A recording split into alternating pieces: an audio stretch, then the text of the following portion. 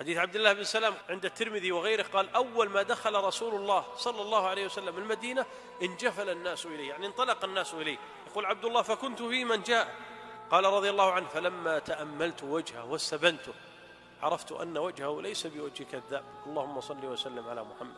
قال: فكان أول ما سمعت من كلامه أن قال: أيها الناس أفشوا السلام وأطعموا الطعام وصلوا الأرحام وصلوا بالليل والناس نيام تدخلوا الجنة بسلام.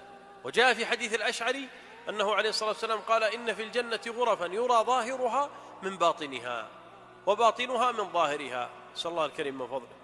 قالوا: لمن هي يا رسول الله؟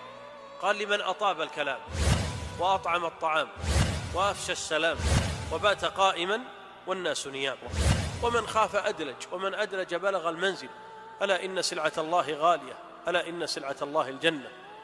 يقول ابن القيم: من أدلج في غياهب الليل على نجائب الصبر صبح منزل السرور.